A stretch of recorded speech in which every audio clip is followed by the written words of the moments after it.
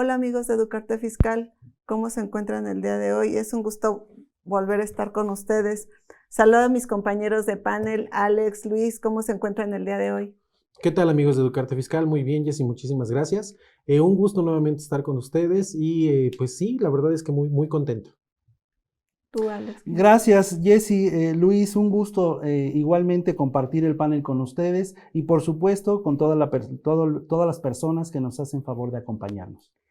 Y bueno, el día de hoy hablaremos de la segunda parte de los derechos del contribuyente. En la emisión pasada, pues hablábamos de la Ley General de Derechos del Contribuyente y bueno, vamos a retomar esta segunda parte para poder ampliar un poquito más el tema. Sí, efectivamente, Jessy, tocamos esta ley que habíamos mencionado que es una ley muy pequeña de no más de 24 artículos y tiene como finalidad informar a los contribuyentes cuáles son los derechos. Si bien ya vienen indicados en el Código Fiscal de la Federación, los puntualiza de manera muy precisa en el sentido de que ya los menciona como derechos. Ya mencionamos algunos de ellos, derechos y garantías de los contribuyentes, derecho a ser informado, derecho al beneficio de las devoluciones, que ya hablamos, Luis, Jessy, que englobaba toda la situación de las devoluciones, y si no me equivoco nos quedamos en la fracción cuarta del artículo segundo, ¿no? Que Nos quedamos en la hablando, sexta. En la sexta. Alex. Sexta, perdón, tienes razón, en el derecho a no aportar los documentos, si es que la autoridad ya cuenta con ellos, ¿no, Luis? Sí, en términos generales, la Ley Federal de Derechos al Contribuyente, comentábamos en el programa pasado, es específicamente darle a los contribuyentes, a los contadores, una forma, una asesoría, una ayuda para que ellos puedan también, lo comenté al final del programa pasado, no nada más es el cobro, es la forma, es la multa, la sanción, sino también que exista una parte en la que el contribuyente tenga una forma de defensa.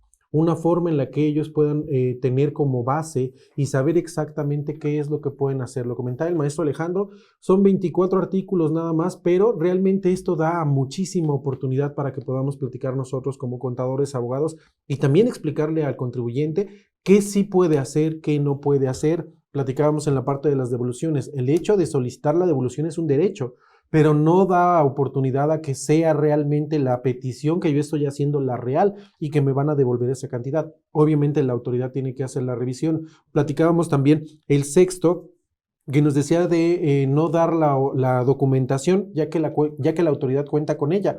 Precisamente nosotros tenemos el derecho de decir a la autoridad o a la persona que nos esté revisando, ¿sabes qué? No te voy a dar la documentación porque tú mismo la tienes. Y así, Jessy, nos da oportunidad de pasar precisamente al séptimo párrafo del artículo 2, que es el secreto fiscal, Jessy. Sí, en efecto, pues aquí nos habla la fracción séptima y nos dice el derecho al carácter reservado de los datos, informes o antecedentes de los contribuyentes y terceros con ellos relacionado, conozcan los servidores públicos de la administración tributaria. Y bueno, en esta parte, pues en efecto, aquí es, como lo acaba de mencionar el maestro Luis, pues es a que pues nosotros tengamos la autoridad tiene que guardar cierta información y no puede revelar cierta información. Entonces, esta fracción básicamente nos habla de eso, ¿no, Luis? Sí, estoy de acuerdo. De hecho, es muy delicado. O sea, yo recuerdo que por ahí, hace algunos meses, cuando iba en la prepa, estaba haciendo una encuesta y una de las preguntas era precisamente preguntarle a la gente cuánto ganaban. No en la condición exacta de cuánto es la cantidad exacta, sino estaba en vez de salario mínimo, ganaba un salario mínimo, 2 salarios mínimos, 3 salarios mínimos. Y yo de estudiante me acerqué a una persona con traje y le pregunté que cuánto ganaba y me llamó mucho la atención porque lo primero que soltó fue una carcajada y me dice, y lo recuerdo tal, dice, eso ni mi esposa lo sabe, mi cuate. Así me respondió, ¿no? Entonces yo dije, pues seguramente gana mucho, ¿no? Pero ya al paso de los años nos damos cuenta de que ese sigilio tiene cierta razón de ser. Imaginen ustedes, nadie quiere saber cuánto es lo que uno percibe de ingresos. O sea, mejor dicho, nosotros no queremos que nadie más se entere y sobre todo aquellas personas que tienen pues una intención mala, ¿no? Una Claro. intención que dice, esta persona tiene tanto de ingresos porque tiene este negocio, tiene esta actividad, se dedica a enajenar, se dedica a prestar servicios. Evidentemente es información muy delicada, porque si este tipo de información cayera en manos equivocadas, pues estaríamos en un grave peligro, y sobre todo aquí pues en esta ciudad que digamos que no hay mucha seguridad que digamos, ¿no? O sea, todos, no estoy mintiendo cuando vemos las noticias de que hay delincuencia organizada. Entonces, considero importante precisar que es un derecho que, si bien es nuestra obligación informarle a la autoridad mediante nuestras declaraciones, mediante la emisión de nuestro CFDI, cuáles son los ingresos que percibimos, la autoridad se encuentre obligada a guardar el secreto bancario de las percepciones de todos los contribuyentes. Sí, ¿no? y además de que solamente la pueden utilizar de acuerdo a lo que nos establece el artículo 69 del Código Fiscal de la Federación, ¿no? Entonces, en efecto, o sea, como lo acaba de mencionar Alex, pues es información confidencial que obviamente las autoridades pues tienen que cuidar y tampoco pueden divulgar, porque para eso también existe lo que es la Ley General de Transparencia de acceso a la información pública, ¿no? Entonces aquí pues toda esta información pues no la pueden proporcionar a todo mundo, es información que solamente se va a ir ligada o que está utilizando a efecto de lo que nos establece el artículo 69, ¿no, Luis? Sí, justo, realmente voy a concatenar lo que ustedes dos dijeron, no nada más es la secrecía por parte de los ingresos, sino también hasta la misma documentación, ¿no?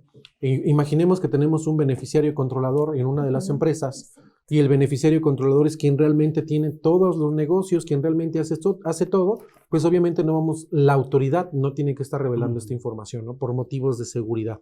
Y también tenemos en la fracción séptima del artículo 2 que nos habla de, la octava, que nos habla de ser tratados con respeto, y también nos dice que con consideración, con respeto y consideración. Obviamente, cuando nosotros pagamos las contribuciones, cuando la autoridad me solicita, debe de ser de una manera armoniosa. Entonces, aquí nos da oportunidad a tener el derecho a que cuando me soliciten, me requieran, o algún representante de la autoridad fiscal llegue a hacer de alguna forma, alguna revisión, ya sea revisión de gabinete o demás, tenga la oportunidad de que sea con respeto. Entonces, esto nos da derecho a que nos traten de buena manera los servidores públicos. ¿No, Jesse, Alex? Claro, sí, invariablemente. No por el hecho de que sea un contribuyente omiso en sus obligaciones fiscales, va a llegar la autoridad y te va a decir, a ver, tú me debes y...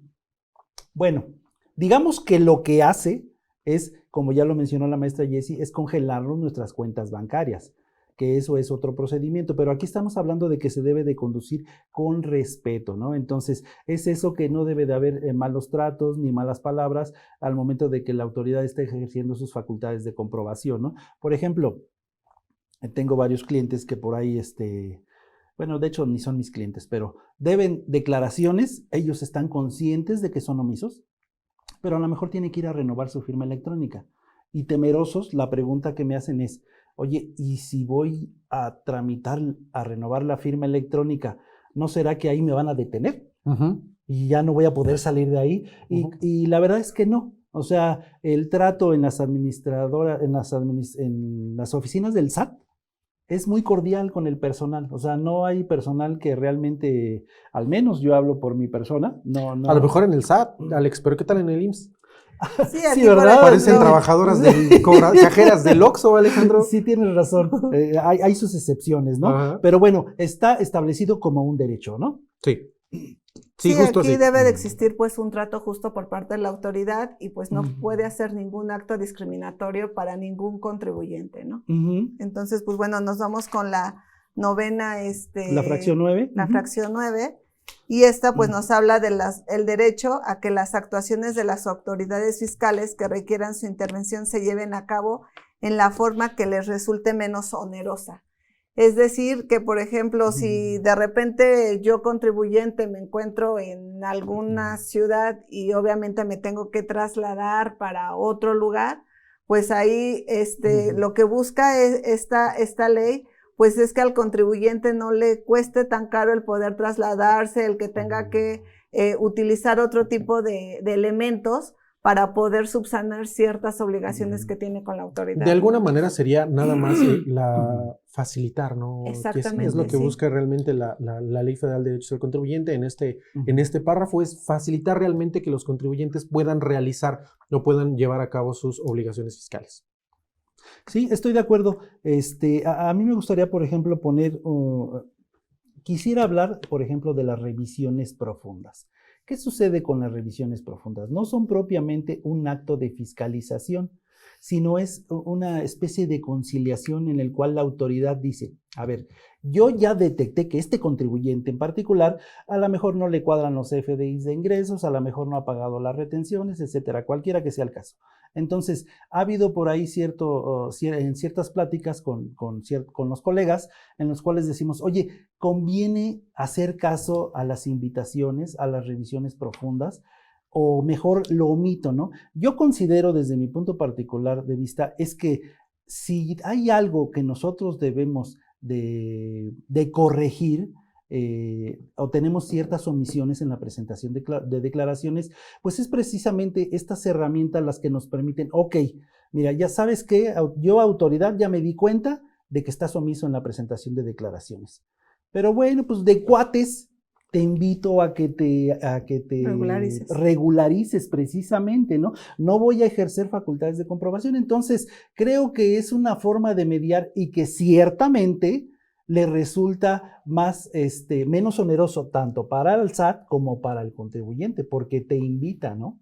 Entonces, no es lo mismo que ejerzan facultades de comprobación y que llegue el auditor a tu domicilio y que empiece entonces a fiscalizarte toda tu documentación, ¿no? Exactamente. Sí, aquí al final del día, pues, debe ser de una forma más simplificada y que obviamente, pues, el contribuyente pueda tener información o acceso fácil para que pueda hacer la presentación de cualquier información, requerimiento o cualquier revisión por parte de la autoridad que le realice y que sea muy fácil para que él pueda hacer contestación a esto, ¿no? Sí, exactamente. Sí, justo así. Y tenemos también la fracción 10 que nos habla de formular alegatos y ofrecer pruebas. Recordemos que normalmente las leyes que nosotros tenemos en México dan la oportunidad al juris tantum, que precisamente nosotros tenemos prueba de lo contrario. Entonces, precisamente este es un derecho que nosotros tenemos como contribuyentes, ofrecer nuestras pruebas para que la autoridad no nos imponga alguna sanción, algún cobro extraordinario y que realmente nosotros tengamos las bases como tal un derecho en el cual nosotros nos podamos defender. Sí, Luis, efectivamente, en cuanto a la fracción 10ª, entonces encontramos que lo que la autoridad diga no es propiamente una ley. Ella acepta la prueba en contrario, como bien lo mencionas, entonces podemos nosotros ofrecer pruebas. Y el ejemplo claro es precisamente cuando la autoridad nos envía masivamente esas invitaciones donde detecta diferencias de IVA o diferencias de ingresos, ¿no? Cuando hacemos nuestro análisis, entonces nos damos cuenta de que la autoridad o no está considerando los CFDI que fueron cancelados o no está considerando en el caso del IVA el impuesto al valor agregado que corresponde a las deducciones, que es el acreditable, ¿no? Entonces, eso es lo que entendemos en cuanto a esta fracción, que siempre vamos a tener como derecho la opción de presentar pruebas a nuestro favor, ¿no? De lo cual lo que buscamos es precisamente desvirtuar que la autoridad nos pudiera fincar un crédito fiscal a su favor, ¿no? Luis, Jessy. Sí, así es. Y bueno, nos vamos con la fracción 10. 11, perdón, es la 11.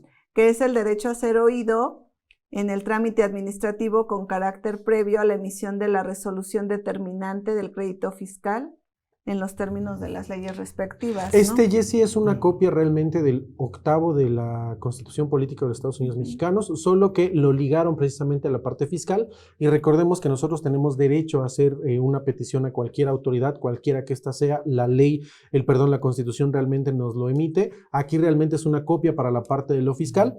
Y obviamente esto nos da oportunidad de que sea un derecho. Nosotros tenemos derecho a ser oídos, a ser escuchados. Ojo, derecho a solicitarlo, pero no derecho a que realmente la autoridad me conteste o me dé el visto bueno de lo que yo estoy pidiendo. Sí, precisamente cuando la autoridad fiscal ejerce sus facultades de comprobación lo primero que levantan, que redactan, es una acta de inicio. Posteriormente puede levantar distintas actas parciales, pero cuando termine el acto fiscalizador, entonces levantará una acta final en la cual se nos notificará de un crédito fiscal determinado, si es que fue el caso. Bueno, antes de esa acta final, la autoridad está obligada a escuchar las pruebas que nosotros presentemos antes de determinar en el acta final un crédito fiscal. A eso se refiere esta fracción. Y bueno, nos vamos con la fracción 12 y nos dice que es el derecho a ser informado al inicio de las facultades de comprobación de las autoridades fiscales sobre sus derechos y obligaciones en el curso de tales actuaciones y que a éstas se desarrollen en los plazos previstos en las leyes fiscales, ¿no? Sucede que de repente cuando tenemos una visita domiciliaria, pues ahí es donde tiene la autoridad la obligación de presentarnos, pues cuáles son nuestros derechos y obligaciones como contribuyentes, ¿no, Ale? Fíjate que, Jessy, al respecto, hace mucho que ninguno de mis clientes recibe una auditoría como tal. Tenía un cliente en el cual tenía sindicato y era el sindicato el que siempre pedía una revisión por parte de la autoridad para efectos de revisión de la determinación de las utilidades. Perdón. Pero sí era bien común, o sea, ya hasta no sabíamos el procedimiento, porque siempre llegaban con el folleto informativo del contribuyente auditado. Entonces, ¿qué sucedía cuando había contribuyentes que no les entregaban este documento? Decíamos, bueno, entonces ya no cumple los requisitos de forma. No, desafortunadamente no.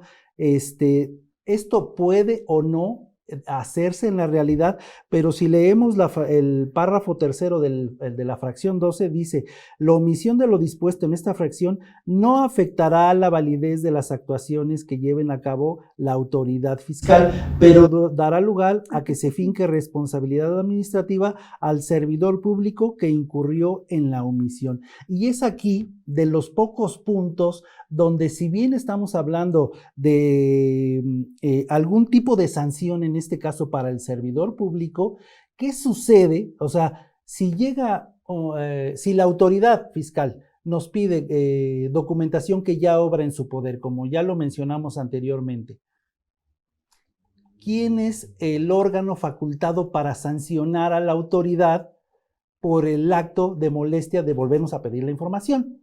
No lo hay. No lo hay. Entonces, es eso en cuanto a, oye, sí me estableces mis derechos, pero no me estableces realmente cuáles son las sanciones en caso de que no se me respeten mis derechos. Sí, es una incongruencia que realmente de alguna manera, exactamente. No ha solventado la autoridad. Ya, bueno, Alex, también te pones muy exigente. Ya con que tengamos una ley que nos establezca los derechos, nos respalde de alguna manera, con que, ¿sabes cómo lo ve la autoridad? Ya sale, ya te estoy dando un chance de alguna manera. Te dejé que abrieras Prodecon. Ajá. Ya tienes a alguien que te respalde. ¿Y todavía quieres que me sancionen? Obviamente, claro, la autoridad ni siquiera permite que las mismas, que haya contribuciones por la parte de sus mismos organismos.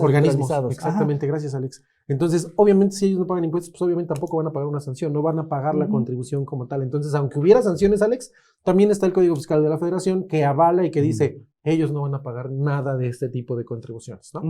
Sí, exactamente.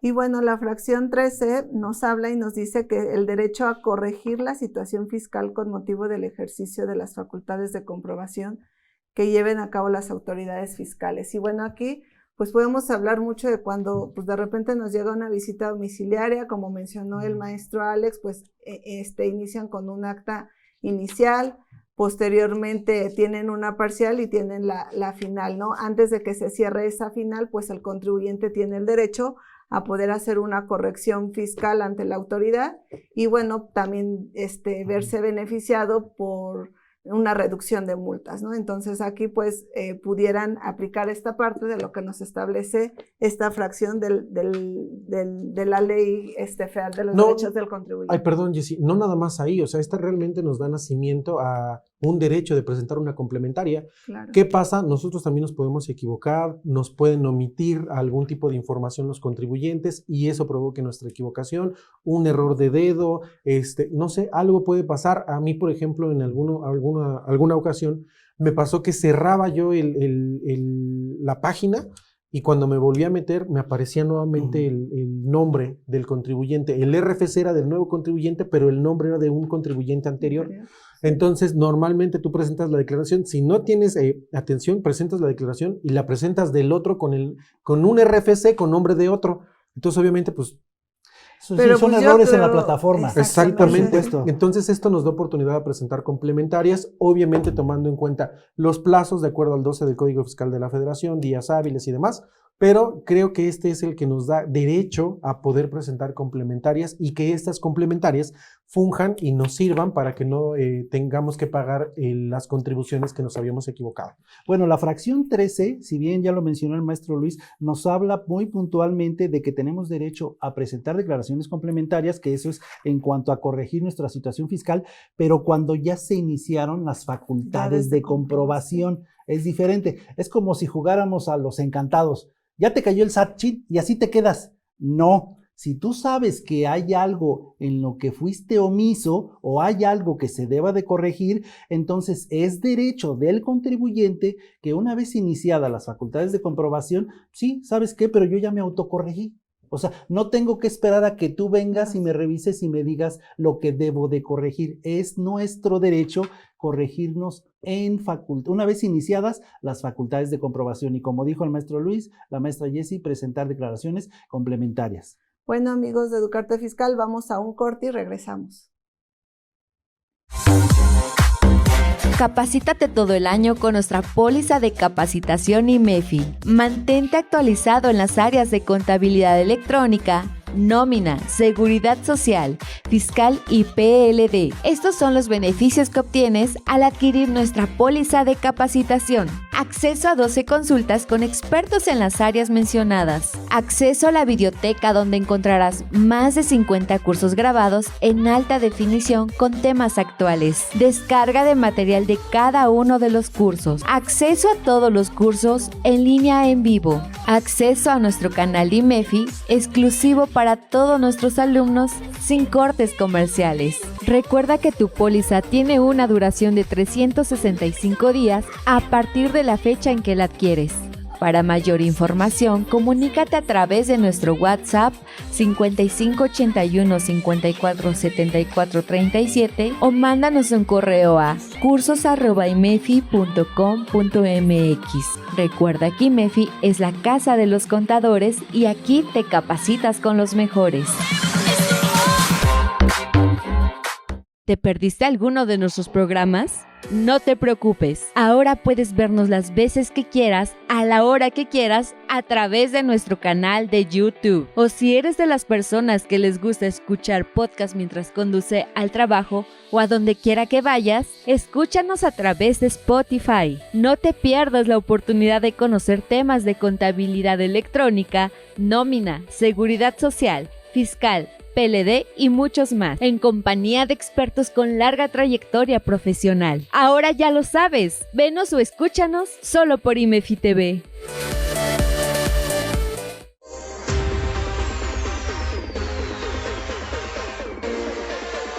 ¿Qué tal, amigos? Soy Jaime Pérez, contador público certificado, miembro de la Comisión de Control de Calidad en el Colegio Mexicano de Contadores Públicos.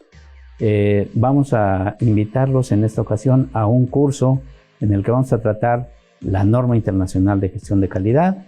Vamos a ver algunos antecedentes de la anterior norma internacional de control de calidad. Serán 2 tardes en las que vamos a estar platicando de los diferentes cambios en los elementos o componentes de una norma a otra. Vamos a ver principalmente el tema del enfoque actual, que es un enfoque basado en riesgos y las acciones para mitigar estos riesgos. Espero que sea de su interés y los esperamos.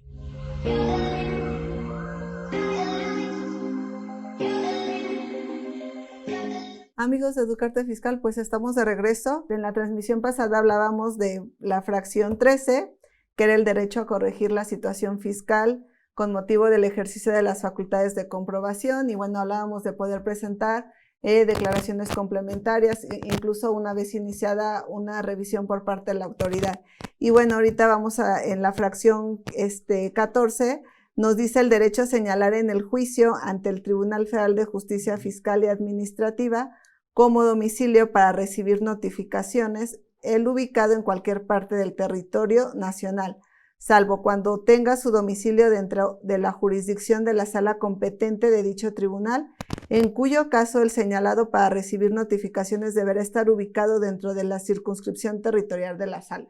Es decir, que bueno, si yo contribuyente tengo mi domicilio fiscal dentro de la sala donde yo voy a interponer algún medio de defensa, pues ya no puedo proporcionar otro domicilio. Si no es el caso, pudiera presentar otro domicilio que se encuentre dentro del territorio nacional, ¿no, Alex Luis? Sí, efectivamente, Jessy. Pues mira, llevamos 2 programas y solamente hemos hablado de 2 artículos. Entonces, ya tocamos puntos como el secreto fiscal, como el derecho de audiencia, como ser asistido, informado, como poder obtener certificación de las declaraciones ya presentadas o incluso no aportar los documentos. Esta ley pues es importante, vamos a proseguir en su análisis, efecto de que nos quede un poco más claro. Es probable que no terminemos, Luis.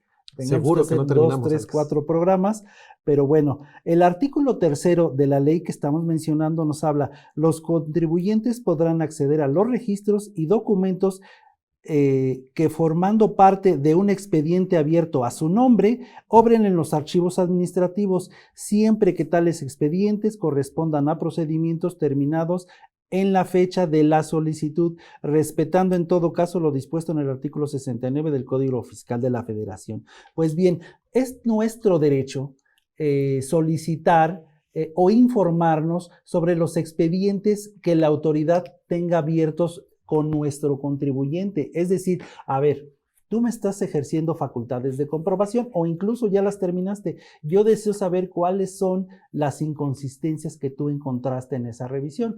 ¿No es así, Luis? Sí, en términos generales y para no ahondar tanto en este artículo, nos habla específicamente que podemos acceder a cualquier carpeta, cualquier registro que esté a nuestro nombre.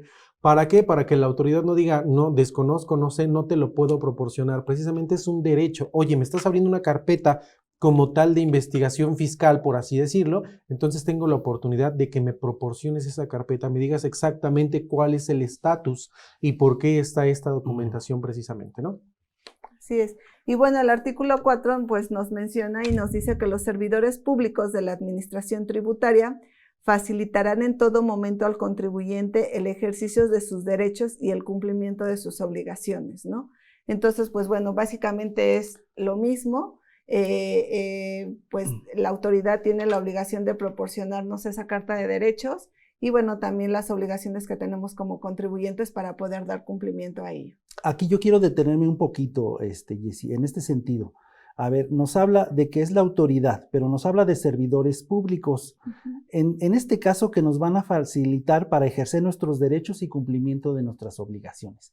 Es nuestras obligaciones aquellos contribuyentes que estamos obligados a presentar declaraciones periódicas, por decir el caso, en forma mensual, que nos brinden las herramientas necesarias para presentar nuestras declaraciones.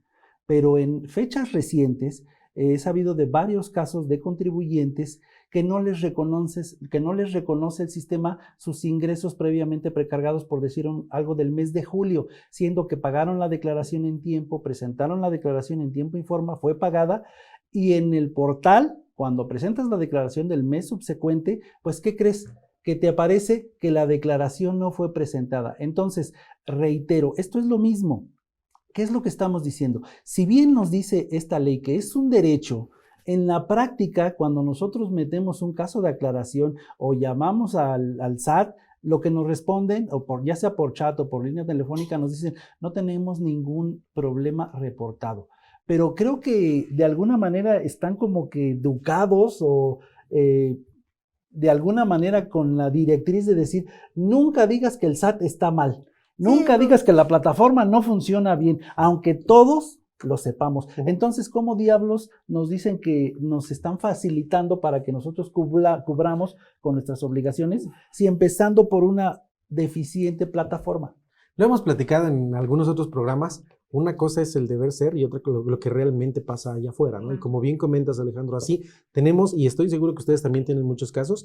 Aquí en términos generales, el artículo 4 nos dice que es obligación de los servidores públicos facilitarnos. Es eso, es de manera sencilla. Trata de que sea lo más sencillo posible para el contribuyente. Mira, esto tiene que ser lo más fácil posible para que él pueda presentar, hacer, realizar, resolver esta situación. Pero nos enfrentamos con cosas como comentas tú, Alejandro. Hay problemas en las plataformas, hay problemas a veces también de la poca capacitación que tiene la gente, hay a veces que también no está a su alcance, no es cosa también que sea de ellos. Entonces, una cosa es el deber ser y otra lo que realmente sucede. Sí, ¿no? y a veces ¿qué sucede? Que pues igual los contribuyentes no pueden presentar de forma correcta y oportuna pues el cumplimiento de sus obligaciones, ¿no? Entonces, este artículo pues nos establece eso y obviamente podemos acudir a Prodecon en caso de que tengamos alguna situación que pues ya llevas tiempo, porque ha sucedido que de repente llevas tiempo tratando de accesar y nomás no puedes, o sea, no puedes, ¿no? Sucede mucho con la plataforma también del IMSS y no solamente del SAT, del IMSS. Quieres presentar los avisos del ICSOE, del CISUP y pues estamos con las plataformas que no funcionan, marcan errores y entonces las multas están exorbitantes si no haces la presentación. Entonces ahí es donde pudiéramos meter un caso de, oye, pues esto no está funcionando, ¿no? Sí, no me compete, no es mi responsabilidad, ¿no? Yo tengo el caso en la firma, en el despacho precisamente, de 2 contribuyentes que no se pudieron ingresar las declaraciones del mes pasado correspondiente en tiempo, precisamente porque no se precargaban los ingresos. Ves que si no están pagadas las declaraciones, no te reconocen ni retenciones ni te reconocen ingresos. Entonces, yo sabía que si presentaba la declaración estaba mal y no podía incrementar los ingresos como ya declarados previamente, porque el siguiente mes me los iba a duplicar. Así es, ibas a pagar doble. Exactamente. Entonces, eso es a lo que voy y tenemos nosotros que informarle a nuestros clientes, oye, ¿qué onda? ¿Nos vamos a la Prodecon o ya lo pagamos o esperamos o metemos aclaración? O sea, tenemos que estar previendo las fallas del SAT. ¿Sabes qué es lo peor, Alex? Que normalmente en el SAT te hablan y bueno, cuando llegas a pedir asesoría te dicen, mete una aclaración. Ajá, mete una aclaración. ¿Y cuánto tiempo se tardan en que esa aclaración te la resuelva, no? O sea, y no siempre te responden, ¿eh? Exacto. O sea, en el sentido que tú necesitas, porque luego te dicen, elimina archivos temporales, elimina cookies y vuelve a entrar desde otro explorador. Y es la misma. O sea, ni siquiera te respondieron, se tardaron y no te dieron solución. Entonces, vaya, de alguna manera hacerles mención, pues que una cosa es el ser y otra cosa es lo que sucede en la práctica, ¿no? Sin embargo, pues sigamos analizando un poco de cuáles son los derechos del contribuyente, ¿no? ¿En cuál nos quedamos? Y el artículo 5 nos establece y nos dice que las autoridades fiscales deberán presentar a los contribuyentes la necesaria asistencia e información acerca de sus derechos y obligaciones en materia fiscal. Asimismo, y sin perjuicio de lo que disponga el artículo 33 del Código Fiscal de la Federación, las autoridades fiscales deberán publicar los textos actualizados de las normas tributarias en sus páginas de internet, así como contestar en forma oportuna las consultas tributarias, ¿no? Lo cual pues no sucede. No, el 33 realmente del Código Fiscal de la Federación nos habla de la asistencia que tiene que dar la autoridad fiscal, pero es precisamente lo que comentábamos con Alejandro, ¿no? Una cosa es el deber ser y otra lo que realmente sucede. Entonces, el quinto pues es, digamos que más que un derecho, es una obligación que le está imponiendo las autoridades fiscales. Ese es, a grandes rasgos, el resumen del quinto. Y de alguna manera, hacer la diferenciación. Si bien es cierto que la autoridad publica la ley del impuesto sobre la renta, las reglas de resolución miscelánea, en su portal, también es bien cierto que eso no le da la suficiente difusión cuando presentan, por ejemplo, las declaraciones anuales. O sea, te ponen un apartado pequeñito donde te dice, dale clic, aceptar, enviar, pero no te dicen, oye, pero revisa la ley del impuesto sobre la renta en cuanto al título cuarto de las personas físicas, dependiendo en cuál estés tributando, ¿no? Entonces, es importante mencionar que de alguna manera debiera de decir también el SAT, oye, aquí están las leyes.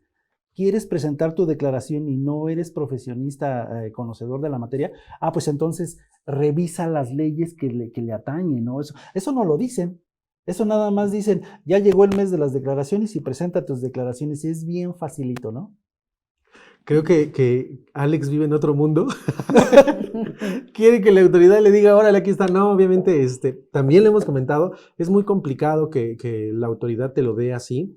Lo hemos dicho también, pues cada régimen es totalmente diferente. Los ingresos, cuando hablamos de personas morales, por ejemplo, título 2, son ingresos a crédito. Cuando hablamos de agape sobre el flujo de efectivo, cuando hablamos de coordinado sobre el flujo de efectivo, las facilidades administrativas que tienen cada uno de ellos. Entonces, cada uno de los supuestos obviamente me va a dar oportunidad a un análisis totalmente diferente. Entonces, reiterando esta parte, la autoridad te debe de asesorar, y te debe de facilitar, pero la realidad de las cosas es totalmente diferente, ¿no, Jessy? Y bueno, si en este caso también pues no conocen, pues lo que mencionamos, ¿no? Esta ley, la Ley Federal de los Derechos del Contribuyente nos establece, y aquí pues está, ahora sí que de la mano con Prodecon para que se puedan acercar también con ellos y puedan asesorarlos en cuestiones, ¿no? Porque como dicen, de repente sus tutoriales del SAT, presenta, dale clic, clic, clic, y pues ya vas a obtener tu saldo a favor, ¿no? Sin saber cuál es la situación real. Entonces, por eso es importante que se acerquen a un asesor que los pueda orientar, o en su defecto, pues igual se acerquen a Prodecon para que los puedan orientar en esta parte. Pero Sí, desde su punto de vista, cuando en administraciones pasadas del SAT nos indicaban o nos hacían creer que la profesión de contadores pues ya ni era necesaria. Tú estás apegado a todo lo que está emitido de acuerdo a las autoridades fiscales, de acuerdo a lo que se emitió en el Diario Oficial de la Federación, o sea, todas las leyes. Si tú estás apegado a esto, ¿qué crees? Que no tienes responsabilidad fiscal, pero obviamente esto es cuando lo hacemos en tiempo y forma. Lo que comenta Alejandro, oye, los ingresos acumulables, resulta que a lo mejor yo tuve un ingreso de un préstamo, Alex, tuve un ingreso por, no sé, algún depósito se me ocurre, algún familiar en el extranjero me manda remesas, tuve un ingreso de este tipo. Tenemos que saber clasificarlo. La autoridad va a decir de manera inmediata, es un ingreso, Sí. me debes impuestos. Si nosotros le comprobamos, oye, ¿sabes qué? Viene de un préstamo, no es no objeto. Oye, es una entrada. Es un de ingreso dinero. como tal, pero no es objeto, Alex. No es objeto de ingreso porque no lo estoy obteniendo de mi actividad empresarial o de un servicio profesional o de una subordinación. O sabemos también las remesas, entra el dinero. No pagan impuestos porque allá no tienen derechos. Si cobraran impuestos en Estados Unidos, obviamente serían acreedores a derechos nuestros connacionales. Obviamente allá no quieren que tengan estos derechos, no tienen derecho a una pensión, no tienen derecho a seguridad y demás situaciones. Entonces, cuando llega aquí, allá no pagó como tal el ingreso. Obviamente aquí, si nosotros lo podemos y tenemos la oportunidad de ejercer facultades de comprobación y hacemos que esto sea por alimentos, pues también es un ingreso, pero ahora es exento, ¿no, Alex? Entonces, la autoridad, obviamente, como bien lo comentabas, lo que va a querer es que pagues las contribuciones, pero nosotros, mediante estos derechos, tenemos la oportunidad de solventar, de ayudarnos, de solicitar también que ellos nos den la información necesaria, ¿no? Fíjate, Luis, que tocaste un punto muy importante que me gustaría ahondar un poquito en él. Es responsabilidad, como bien lo mencionaste, de los contribuyentes autodeterminarse. A veces pensamos que alguien más va a llegar y nos va a hacer el cálculo de los ingresos, las deducciones y el impuesto que vamos a pagar. Si bien es una facultad de la autoridad venir y revisarnos propiamente, a ver, chaparrito, ¿qué fue lo que hiciste con tus ingresos, con tus gastos y tus deducciones? O sea, ¿determinaste bien el impuesto o no lo determinaste bien? A veces tenemos la idea, bueno, pues si el SAT va a hacer mi contabilidad, pues ya que me la haga, ¿no? Ya no la hago yo. No. O sea, el SAT va a revisar lo que nosotros hicimos. Y cuando decimos nosotros, me refiero al contribuyente. Evidentemente hay contribuyentes que si bien se dedican a otra profesión, pues no tienen el conocimiento técnico de decir, a ver, cuáles los ingresos, cuál es el momento de acumulación, qué es un ingreso objeto, qué es un ingreso exento, qué es un ingreso acumulable, no acumulable, etcétera. Entonces, ese es el punto. La obligación de llevar las obligaciones fiscales es de nosotros mismos. pero nosotros debemos de contratar a una persona especializada que nos apoye en ese sentido, ¿no? No tener la falsa idea que nos da el SAT de que, ay, es bien facilito, hombre, tú nada más emite tu CFDI de entrada, de ingreso, perdón, y obtén tu CFDI de las deducciones y ya con eso asunto arreglado, ¿no? Es importante. Oye, Alex, claro. pero ahorita tú también, bueno, comentábamos lo de la autodeterminación, pero recordemos, Jessy, amigos de Educarte Fiscal, para Recico, personas físicas, ¿existe la autodeterminación en materia de impuestos sobre la renta? No existe. Realmente es con las emisiones de CFDI que me hacen el cálculo Exacto. directo. Sí. Ya yo me meto a la plataforma. Oye, entonces, ¿dónde quedó la autodeterminación, Alex? Reitero, Recico, personas físicas. Ya no existe la autodeterminación. La autoridad para la ley del impuesto sobre la renta ya nos dice exactamente cuánto tenemos que pagar. Y en materia de IVA nos hacen también, fíjate cómo son. Cuando ustedes se meten a presentar su declaración en Recico, persona física, en IVA, te dicen un aproximado del IVA. Tú le puedes mover y cambiar lo que tú quieras, pero ellos ya te están dando como que la sugestión de que, oye, yo tengo detectado esta cantidad. Entonces, obviamente, de manera inmediata, cuando no conoces, Le pones le pones hasta la misma cantidad, ¿no? La misma cantidad cuando tú tienes a lo mejor todavía derecho de acreditarte un poquito más. Exacto. Entonces, ahí fíjense, sí entro en una controversia y en una discrepancia por parte de la autoridad que en materia, reitero, personas físicas, Recico, no existe la autodeterminación. Bueno, amigos de Educarte Fiscal, pues estamos llegando al término de este programa y pues para mí es un gusto volver a estar aquí con ustedes.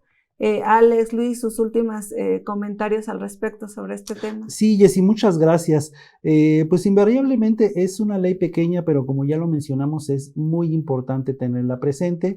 Siempre cuando la autoridad ejerza facultades de comprobación o no, vale la pena tener en mente cuáles son esos derechos que todos nosotros como contribuyentes, como personas que contribuimos al gasto público de este país, pues tenemos derecho para poder ejercer nuestros derechos. En ese sentido, siempre se nos va el tiempo muy rápido, es una pena, no logramos avanzar mucho, seguramente haremos un programa subsecuente a efecto de aclarar otros conceptos que vienen en esta ley.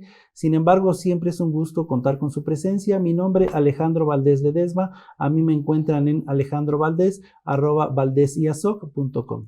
Luis, tus últimos comentarios. Sí, pues igual todo un gusto, un placer haber estado con ustedes. Como bien comenta el maestro Alejandro, pues realmente se nos fue el tiempo nuevamente. Llegamos aproximadamente al artículo 6º de la Ley Federal de Derechos al Contribuyente. Nos hacen falta otros 18 artículos más que seguramente abordaremos de manera futura. Y mi nombre es Luis Alberto Morales Sosa. Me encuentran en contacto@contabilidadfiscal.net. Nos vemos en la próxima. Pues bueno, amigos de Educarte Fiscal, para mí fue un gusto poder estar aquí con ustedes. Como lo mencionó el maestro Luis y el maestro Alex, pues en efecto es una ley que pues tenemos que conocer, trae muchos beneficios para todos los contribuyentes, entonces es importante conocerla y en una transmisión posterior, pues yo creo que estaremos hablando más sobre este tema. Mi nombre es Jessica García y a mí me encuentran en contadores@ggm.com.mx. Hasta luego.